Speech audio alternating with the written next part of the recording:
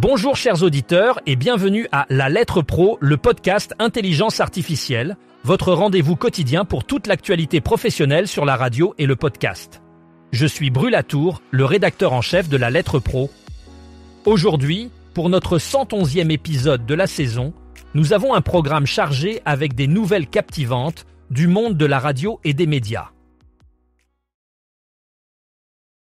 Commençons avec le classement le Radio Buzz 40 de La Lettre Pro de la radio. Ce classement, calculé à partir des diffusions sur plus de 200 radios, se distingue par son approche unique. Contrairement à d'autres classements, il ne prend pas en compte l'audience des radios. Ici, chaque programmateur a une voix, ce qui met l'accent sur l'humain plutôt que sur les algorithmes et les machines. C'est une manière de donner plus de poids à l'expérience et à l'expertise des professionnels de la radio. Le partenariat avec La Lettre Pro de la radio permet de découvrir chaque semaine les titres qui font sensation, avec des catégories comme la meilleure entrée, la meilleure progression et la plus grosse gamelle de la semaine. Radio New Zealand a récemment entrepris une modernisation significative de ses studios en collaboration avec Professional Audio and Television en adoptant les consoles audio Lawo MC236 MKI. Cette mise à jour inclut également des périphériques d'entrée et de sortie associés ainsi qu'une infrastructure de commutation fournie par Arista.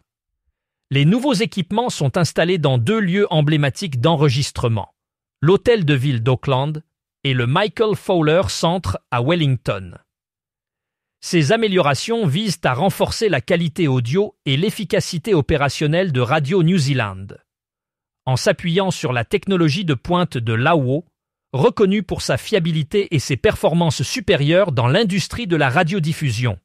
Ce projet marque une étape importante dans l'évolution technologique de Radio New Zealand, lui permettant d'offrir une expérience audio enrichie à ses auditeurs. Radio Contact organise cette année un Noël Live qui promet d'illuminer les Hauts-de-France. Cet événement festif aura lieu le lundi 16 décembre 2024 au Tigre de Compiègne. Pour l'occasion, 2 artistes très en vogue, Kenji Girac et Dr Yaro, se produiront sur scène, offrant un spectacle musical inoubliable. Cette soirée est conçue pour être un moment de partage et de convivialité, en parfaite adéquation avec l'esprit de Noël. Les auditeurs de Radio Contact pourront profiter de cette expérience unique en compagnie de Lily et Théo, les animateurs de l'équipe du Réveil. Connus pour leur dynamisme et leur complicité avec le public, ils apporteront une touche de bonne humeur et de proximité à cette soirée. Radio Contact entend ainsi renforcer son lien avec ses auditeurs de la région en leur offrant un événement musical mémorable pour célébrer la fin de l'année. YouTube a atteint de nouveaux sommets en devenant la plateforme numéro 1 pour les podcasts aux États-Unis, selon le rapport Podcast Download, automne 2024 publié par Cumulus Media et Signal Hill Insights. Cette réussite est due à une croissance continue et à une adoption massive par les auditeurs. En dépassant des concurrents tels que Spotify et Apple Podcasts, YouTube s'est imposé grâce à sa capacité à offrir une expérience utilisateur unique qui intègre à la fois l'audio et la vidéo. En effet, beaucoup de créateurs de podcasts profitent des fonctionnalités vidéo de YouTube pour enrichir leur contenu, attirant ainsi une audience plus large et diversifiée. De plus, la portée mondiale et l'accessibilité de la plateforme contribuent à son leadership. Cette tendance démontre l'évolution des habitudes de consommation des auditeurs, qui recherchent des expériences multimédia intégrées et accessibles sur une seule plateforme. L'autorité de régulation de la communication audiovisuelle et numérique, connue sous le nom d'Arcom, a lancé un appel à contribution dans le cadre de sa feuille de route 2021 à 2026. Cet appel est destiné à préparer le futur plan de fréquence FM dans les anciennes régions de l'Alsace et de la Lorraine.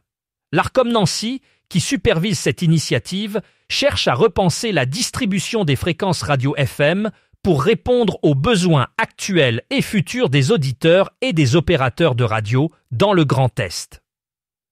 Ce processus de consultation vise à recueillir des idées et des propositions de la part des professionnels de l'industrie ainsi que du grand public. L'objectif est de garantir une utilisation optimale des fréquences disponibles tout en tenant compte des évolutions technologiques et des nouvelles attentes des auditeurs.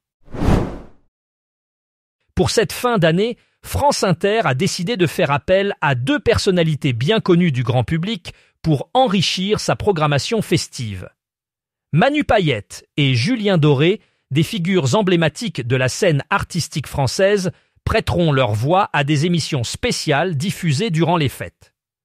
Cette initiative s'inscrit dans la volonté de la station de proposer des contenus diversifiés et captivants, capables de toucher un large éventail d'auditeurs.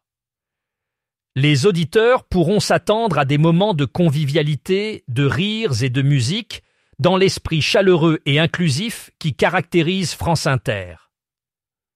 En mêlant émissions inédites, concerts de renom et instants nostalgiques, la station souhaite offrir une expérience radiophonique unique et mémorable pour clore l'année en beauté. Richard Place a été nommé directeur de la rédaction de France Info, succédant à Philippe Ray. Il prendra ses fonctions en mars 2025, marquant une nouvelle étape dans sa carrière déjà bien ancrée dans l'histoire de France Info et de Radio France. Entré à France Info en 1996, Richard Place a débuté au service reportage, couvrant de nombreux événements marquants. Après un passage par France Bleu Gironde, il est revenu à France Info pour intégrer le service des sports avant de réintégrer le service reportage en 2007 et d'en prendre la direction en 2013. En 2014, il a assumé la rédaction en chef de la préparation de la matinale, devenant ensuite directeur adjoint de la rédaction en 2017. À l'international, il a été correspondant à Londres, couvrant notamment le Brexit. Plus récemment, pendant les Jeux Olympiques de Paris 2024, il a dirigé la rédaction délocalisée de France Info au Club France.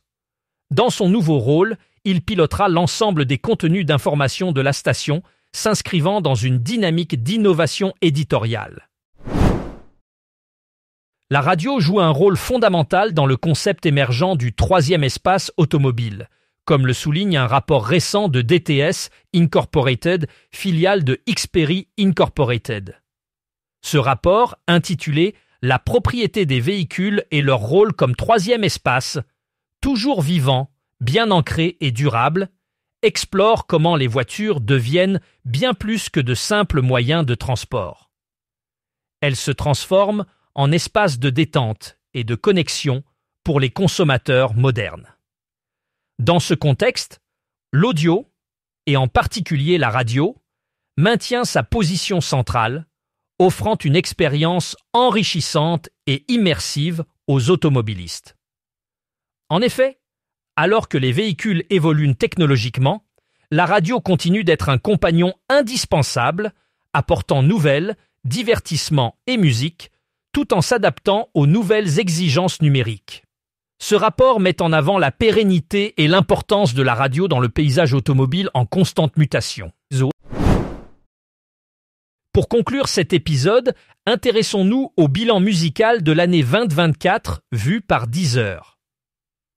La plateforme de streaming a publié son récapitulatif annuel My Deezer Year, qui permet à chaque utilisateur de découvrir et partager les artistes et morceaux qui ont marqué son année. Les fans peuvent même choisir d'être complimentés ou taquinés sur leurs goûts musicaux. Parmi les artistes qui se sont démarqués cette année, on retrouve Taylor Swift et June Gelly, qui ont su captiver l'audience par leur performance et leur créativité. Deezer met également en avant les talents à suivre pour l'année à venir, offrant ainsi aux utilisateurs un aperçu des tendances musicales de 2025. Cette initiative renforce l'engagement de Deezer envers une expérience personnalisée et enrichissante pour ses utilisateurs, tout en célébrant la diversité musicale qui a marqué 2024. C'est tout pour aujourd'hui. Merci de nous avoir écoutés sur La Lettre Pro, le podcast Intelligence Artificielle.